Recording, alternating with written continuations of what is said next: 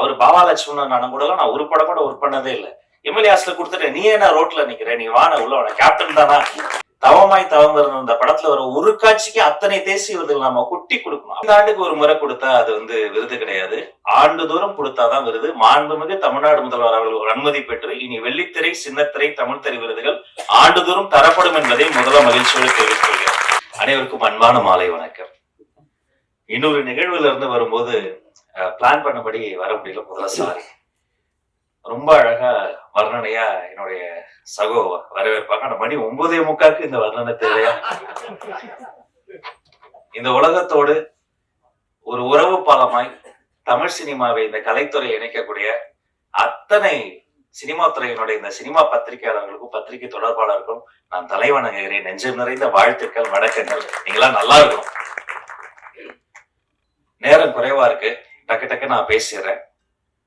இந்த நம்மளுடைய பிரசாத் வென்யூல இங்க இருக்கிற எல்லா பிஆர்கிட்டையும் எஃப்எம்ல வேலை பார்த்தப்ப, டிவில வேலை பார்த்தப்ப, சோசியல் மீடியால வேலை பார்த்தப்ப, தனியா யூடியூப் சேனல் வச்சிருந்தப்போ எல்லா பிஆர்கிட்டையும் திட்டு வாங்கின ஒருத்தனா அது நான் தான். எஃப்எம்ல வேலை பார்க்க மௌன ரவி என்ன, அவர் நிக்கில் சாரு எல்லாம் இன்டர்வியூ தருவாங்க. அப்போ எடுப்போம், எடுத்து முடிச்சு போன் பண்ணுவேன். ஆனா ஒரு சின்ன மிஸ்டேக் தான், என்னாச்சு, இந்த ரெக்கார்டர்ல ஆன் பட்டன் அமுக்க மறந்துட்டேன். பக்கத்துல இன்னொரு எஃப்எம்ல வாங்கி தருவேன், ஏன்டா உசுர வாங்குறேன்ட்டு. அதே மாதிரி நடுவுல ப்ராப்ளம்ஸ் எல்லாம் வரும். எங்களெல்லாம் வெப்சைட்ல இருக்கும்போது உள்ள விடக்கூடாது அப்படின்னு முடிவு பண்ணிடுவாங்க. அது பத்திரிகையில் வந்தால்தான் பத்திரிகையாளர்கள், இவர்கள் போட்டியாளர்கள். வாசல் அப்படி கையை கட்டி நிற்போம், அடுத்த மாசம் சம்பளம் வாங்கணும், எப்படியாவது எங்களை உள்ள விட்டுருக்கேன். இல்ல பரவாயில்ல, அப்புறம் வர வர எல்லாத்தையும் புரிஞ்சுக்கிட்டு. ஆனால் மேடையில் இருக்கக்கூடிய அத்தனை ஜாம்பவான்களும் சரி, இங்க இருக்கக்கூடிய பிஆர்களும் சரி, நல்ல தமிழில் நல்ல ஒரு நிகழ்ச்சி செய்யணும்னா ஒரு தொகுப்பாளர்னா அவர் முதலில் அணுகும் இடம் மலிவிலை தொகுப்பாளர்னா அது ராஜ்மோகன் தான் என்பதையும் பெருமையோட நான் சொல்லிக்கிறேன். 5 ஆண்டுக்கு ஒரு முறை கொடுத்தா அது விருது கிடையாது, ஆண்டுதோறும் கொடுத்தாதான் விருது. மாண்புமிகு தமிழ்நாடு முதல்வர் அவர்கள் அனுமதி பெற்று இனி வெள்ளித்திரை, சின்னத்திரை, தமிழ் திரை விருதுகள் ஆண்டுதோறும் தரப்படும் என்பதை முதல்ல மகிழ்ச்சியோடு தெரிவித்துக் கொள்கிறேன். நல்ல படைப்புகள் தான் நம்முடைய ஆக்சிஜன். தமிழ் சினிமாவில உண்மையிலே தன் தலையை அடமானம் வைத்து முதல் போடுகிற முதலாளினா தமிழ் சினிமாவுக்கே தலையா இருக்கிறது நம்முடைய தயாரிப்பாளர்கள் தான். நம்ம நகைச்சுவையா சில பேமெண்ட்ஸ் வரல, பெண்டிங் பேமெண்ட்ஸ் சொல்லுவாங்க, எந்த இண்டஸ்ட்ரியில இல்ல, அவங்க தரக்கூடாதுன்னு இல்ல. ஒரு படத்துல பேமெண்ட் தர முடியாட்டியும் அந்த சம்பந்தப்பட்டவங்க அடுத்து ஒரு படமே தரக்கூடிய தாய்லம் கொண்டவர்கள் தான். அவங்க இல்லைன்னா நாம இல்ல, அந்த தயாரிப்பாளர் சங்கம். அதே போல அந்த தமிழ் சினிமாவில கைகளா இருக்கக்கூடியதுதான் நம்முடைய பாடலாசிரியர்களும் கவிஞர்களும் இசையமைப்பாளர்களும். படத்திற்காக ஓடியதா, இளையராஜாவின் பாடலுக்காக ஓடியதான்னு தெரியாத பல ஒண்டர்ஃபுல் மேஜிக்ஸ் தமிழ் சினிமால இருக்கு. அவங்க இல்லைன்னா நாம இல்ல. இந்த தமிழ் சினிமாவை தாங்கி ஓடக்கூடிய கால்கள் அப்படின்னா எங்களுடைய ஃபைட் மாஸ்டர்ஸும் டான்ஸ் மாஸ்டர்ஸும் அப்படி ரத்தத்தை வியர்வையா கொட்டி ஓடி ஓடி உழைச்சு ஓடிக்கிட்டே இருப்பாங்க. அப்ப இந்த தமிழ் சினிமாவினுடைய வயிறு யாரு? Production department. 5 பேர் இருந்தா கேரவனுக்குள்ள சாப்பாடு, 50 பேர் இருந்தா கேரவன் பக்கத்துல சாப்பாடு, 500 பேர் இருந்தா சாப்பாடு எப்படியாவது போட்டுருவாங்க. காந்தி படத்துல கிளைமேக்ஸ்ல 1,00,000 பேர் நடிச்சிருக்காங்க, இந்தியாவில ஷூட் நடந்திருக்கு. எப்படி காலைல பிரேக்ஃபாஸ்ட் கொடுத்திருப்பாங்க, மதிய லஞ்ச் போட்டிருப்பாங்க, சாப்பிட்டு முடிக்கும் கடலை முட்டை எப்படி கொடுத்திருப்பாங்க, யோசித்தே பார்க்க முடியாது. அப்படிப்பட்ட இந்த சினிமாவினுடைய நாடி நரம்பெல்லாம் ஓடிக்கொண்டு இருப்பது இந்த தமிழ் சினிமாவினுடைய அன்சங்கட ஹீரோஸா இருக்கக்கூடிய, இந்த ரத்தமாக இருக்கக்கூடியதுன்னா நீங்க தான், பிஆர்ஓஸ் தான். நீங்க ஓடி ஓடி இங்க போகணும், அங்க போகணும், ப்ரொமோஷன் போகணும் ஓடிக்கிட்டே இருப்பீங்க. சினிமாவினுடைய இதயம் யாரு? உண்மையிலேயே தன்னுடைய இதயத்தை பற்றி கவலைப்படாத இயக்குனர்கள் தான். அந்த இதயம் ஓடிக்கிட்டே இருக்கும். எப்படியாவது ஒரு நல்ல படத்தை எடுத்துட முடியாதான்னு 40-50 வருஷம் சாலிகிராமத்தினுடைய காவேரி கார்னர்ல சுற்றி கொண்டிருக்கக்கூடிய அண்ணன்களை நான் அறிவேன். இந்த மொத்த சினிமாவினுடைய உடலுக்கு ஒரு அழகான ஒரு ஸ்கின் வேணும் இல்லையா? அது நம்ம மேக்கப் டிபார்ட்மெண்ட். அப்படி அவங்க டச் பண்ணும்போது அப்படி சாமியை கும்பிட்டுட்டு அந்த ஃபர்ஸ்ட் அப்படி ஒரு பொட்டு வைக்கும் போது நாமளும் ஒரு நாள் பெரிய ஆர்டிஸ்ட் ஆகணும், ஒரு ஆர்டிஸ்டுக்கு ஒரு பெரிய நம்பிக்கை வரும். சரி, இது எல்லாமே இருக்கு. அப்படிப்பட்ட இந்த சினிமாவினுடைய ஆக்சிஜன் யாரு? துணை இயக்குனர்கள். டைரக்டர் இல்லாம கூட ஒரு 2 மணி நேரம் சமாளிச்சு சில ஷாட்ஸ் எடுத்துருவோம். துணை இயக்குனர்கள் இல்லாம ஒரு ஷாட் கூட எடுக்கவே முடியாது. அவங்க ஒரு பெரிய அன்சங்கட் ஹீரோஸ். இப்படி எத்தனையோ அன்சங்கட் ஹீரோஸ் எல்லாம் அங்க சினிமால இருக்கிறாங்க. அத்தனை பேரோடும் பாரபட்சம் இல்லாமல் பழகக்கூடியவங்க இந்த பிஆர்ஓஸ். அத்தனை பேருடைய பாதி பேருக்கு என்ன தெரியும், அவங்க பேரு தெரியும். நான் கல்யாணம் இப்படி கல்யாணம் பண்ணோம், குழந்தை, எல்லாருமே ஒரு ஃபேமிலி ரீயூனியன் மாதிரிதான் இருக்கு. அண்ணா நகைச்சுவையா சொன்னாங்க செல்வமணி அண்ணன், அது என்ன பேமெண்ட் பெண்டிங் நான் சொல்லிடுறேன். அது ஒண்ணும் இல்ல, தமிழ் சினிமால எல்லா சங்கங்களும் சேர்ந்து ஒரு நல்ல விழா எடுத்தோம். முத்தமிழறிஞர் டாக்டர் கலைஞர் ஐயா இந்த பராசக்தி படத்துல அன்னைக்கு ஒலித்த அந்த ஒரு குரல், அம்பாள் இன்றைக்கடா பேசி இருக்கிறாள் இன்னும் ஒலித்த குரல், அவருக்காக ஒரு 100ஆண்டு விழா எடுக்கணும்னு பிளான் பண்ணி எல்லா சங்கங்களும் ஒன்று கூட்டிட்டாங்க. அப்ப வரிசையா போன் வருது. லிங்குசாமி சார் போன் பண்றாரு, பாண்டியராஜ் சார் போன் பண்றாரு. எனக்கு என்ன பதட்டம்னா, சரி இது கலை சேவை தான், பேமெண்ட் வருமா வராதா, நாம வாடகை வர கட்டு. அப்ப நான் என்ன யோசிச்சேன், சரி சார் அது வரேன் சார் அவர் சார் அப்படின்னு சமாளிச்சுக்கிட்டே இருந்தேன். திடீர்னு ஒரு பிஆர்ஓ போன் பண்ணாரு, அண்ணா ஒரு நிமிஷம் உங்ககிட்ட செல்வமணி சார் பேசுறோன்ட்டாரு. எடுத்தோடனே ஹலோ அப்படின்னு கிளம்பிட்டேனே, இந்த ட்ரீம் பார்க் நோக்கி வந்துகிட்டு இருக்கேன். பக்கத்துல வந்துட்டேனே, வந்து அந்த 1 மாத காலம் உழைத்து யாருமே எனக்கு தெரிஞ்சு வீட்டுக்கு போல. அவர் பாண்டியராஜ் சார் எல்லாருமே தயாரிப்பாளர்கள், அதுல ஒர்க் பண்றவங்க தயக்கம் அன்சங் ஹீரோஸ் அத்தனை பேர் ஸ்கிரிப்ட் எழுதி தள்ளி எல்லாரையும் அங்க மேடையில ட்ரெயினே கொண்டு வந்துட்டோம். சூப்பர் ஸ்டார் ரஜினி சார் வந்திருந்தாங்க, கமல் சார், மொத்த சினிமாவையும் கொண்டு வந்து கொட்டி, இப்படிப்பட்ட ஒரு மனித உழைப்பு இருக்குல்ல, எனக்கு தெரிஞ்சு இப்படி உழைக்கக்கூடிய அந்த ஒரு ஒரு நேர்மையான உழைப்பு இருக்கக்கூடிய ஒரு கலைத்துறை என்று சொன்னால் அது இந்த திரையுலகம் தாங்க. இது இல்லைன்னா இவ்வளவு பெரிய உழைப்புக்கு ஒரு நடமாடும் உழைப்பாளர்கள் சிலை தான். அப்படி இருக்கும்போது நீங்க உரிமையா கேட்கலாம், சேரன் அண்ணாலாம் ஒரு சாதாரண டைரக்டரா நீங்க தவமாய் தவம் வரணும், இந்த படத்துல வர ஒரு காட்சிக்கு அத்தனை தேசிய விருதுகள் நாம கொட்டி கொடுக்கணும். அப்படி தரமான ஒரு ஒரு காத்திரமான படைப்புகள். அந்த நீங்க சொன்னீங்களா நாங்க கடன் பட்டிருக்கோம், நாங்க தான் கடன் பட்டிருக்கோம். இது நன்றி கடன் திருப்பி தந்துகிட்டு இருக்கிறோம். நாங்க எல்லாருக்கும் செய்ய வேண்டியது எங்களுடைய நன்றி கடன்.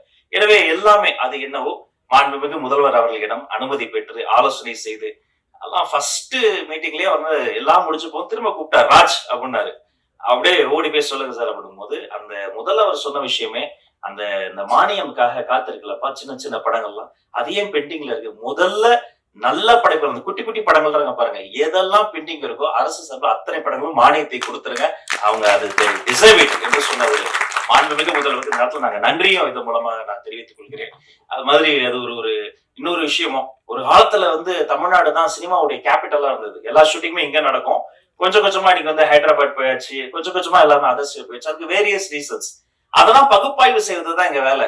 ஷூட்டிங் ஸ்பாட்ல வந்து யாராவது மேனேஜரோ பிஆரோ வந்து ஒரு பர்மிஷனுக்கோ ஒரு 10 பேரை பார்க்கணும், 4 பெட்ரோல் வண்டி காசு நோ, யார் ₹1 கேட்டாலும் நீங்க கொடுக்காதீங்க, தரவே தராதீங்க. உங்க கூட சிஎம் இருக்கிறாரு, நீங்க என்ன ப்ரொடக்ஷனுக்கு என்னவோ அதை பாத்துக்கங்க, ஆர்டிஸ்டுக்கு என்னவோ அதை பாத்துக்கங்க. அதுதானே செய்ய போறோம். இது வேலை.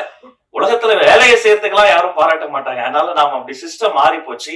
நாம வேலையை செய்து கொண்டிருக்கிறோம், அதை சிறப்பாக செய்து கொண்டிருக்கிறோம், அது உண்மையாக செய்து கொண்டிருக்கிறோம். எந்த ஒளிவு முறை இல்லாம டிரான்ஸ்பரண்டான ஒரு கவர்னன்ஸ் தருவதற்கான ஒரு முயற்சி தான். ஏன்னா இந்த சினிமா துறையில தான் கருவாகி உருவாகி இன்னைக்கு ஒரு ஒரு ஒரு மாமனிதர் எங்களுக்கு முதலமைச்சராக கிடைச்சிருக்கிறாரு. இதே மாதிரி இங்க பின்னாடி உட்காந்துக்கிட்டு முன்னாடி தெரியாம வந்து எழுந்து நின்ட்டா கேமராமேன் அண்ணன் கத்துவாரு, முன்னாடி வரலன்னா ஸ்பீக்கர் கிட்ட மைக்கு போடலாம்னா எங்க ஆபீஸ்ல என்னுடைய மேனேஜர் கத்துவாரு.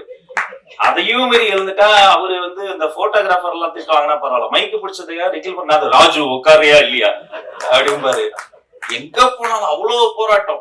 அதுக்கு நடுவுல ஒவ்வொரு இதுவா பின்னாடி இருந்து முன்னாடி வந்து இடம் பிடிச்சு எல்லாம் வந்துட்ட பிறகு திடீர்னு ஒரு ஜூனியர் ஆர்டிஸ்ட் யாரோ ஒருத்தவங்க வந்துருவாங்க, கொஞ்சம் அப்படின்ட்டா நம்மளை எழுப்பி விட்டுருவாங்க. அப்படியே பின்னாடி போய் உட்காந்து ஃபுட்பால் மாதிரி தான் அதவங்க நிக்கிறாங்க பாருங்க. பாதி நிகழ்ச்சி ஃபுட்பால் மாதிரி நினைக்கிட்டு தொத்திக்கிட்டு, என்னன்னா என்னைக்காவது ஒரு நாள் நம்ம ஜெயிச்சிரும், எதுலயாவது ஜெயிச்சிரும், தாங்கள் பறவை மாதிரி எல்லாத்துலயும் ஓடி ஓடி பறந்து பறந்து இன்னைக்கு அப்படியெல்லாம் போயிட்டு இந்த இடத்துல வந்து நிற்கும் போது சரியெல்லாம் தான் இருக்கு. நாம தானா அமைச்சர் ஆயிட்டோமான்னு பல வாட்டி சரியெல்லாம் இருக்கு. பட் அதெல்லாம் யோசித்து பார்க்க எங்களுக்கு நேரம் இல்லை. இது ஒரு நல்ல ஸ்டார்ட், இது ஒரு பொன்னான வாய்ப்பு. இந்த மேடையில் எங்கள் அண்ணன்கள் என்னெல்லாம் கேட்டாங்களோ அதை செய்வதற்கு ஒரு பொன்னான வாய்ப்பு. அந்த எண்ணம் தான் முத்துக்காளி அண்ணனுடைய ஒய்ஃபுக்கு ஒரு பிரச்சனைன்னா அவர் கூப்பிடவே இல்லை. நான் ஓடி போய் முதல்ல அங்க கூப்பிட்டு போங்க பண்டு கேஎம்ஸ்ல போயிட்டு அந்த ஹாஸ்பிட்டல்ல டாக்டரை பிடிச்சு, அவங்க வேற யாரும் கிடையாது எங்களுடைய ஃபேமிலி. அவர் நடிகரா பக்கத்துக்கு ஒரு மிகப்பெரிய ஒரு ஒரு கல்வியாளர்னு சொல்லி நின்னதா இருக்கட்டும். அவர் பாபா லட்சுமணன் அண்ணன் கூட நான் ஒரு படம் கூட ஒர்க் பண்ணதே இல்லை. எம்எல்ஏ ஹாஸ்ல கொடுத்துட்டு நீ என்ன ரோட்ல நிக்கிற, நீ வான உள்ள வான, கேப்டன் தானா, கேப்டன் சார்பா தானே நாங்களா இருக்கிறோம், அவர் படங்கள்லாம் பார்த்து ஏகலைவனா வளர்ந்தாங்க தானே, நீ நில்லுன்னு சொல்லிட்டோம். பாரதி ராஜா ஐயா மறைந்த போதும் பாக்கியராஜ் சார் மறைந்த போதும் ஓடோடி போய் முதல்ல நின்று முழு அரசு மரியாதை கொடுத்தது எங்க கடமை. அவங்களுக்கு செய்யாம நாங்க வேற யாருக்கு செய்ய போறோம்? ஏன் இந்த எல்லாரும் வந்து சினிமாக்கு இப்படி பண்றோம் அப்படி பண்றோம்லாம் நினைப்பாங்கலாம் சொல்லாதீங்க. நான் பள்ளிக்கல்வித்துறை அமைச்சர்.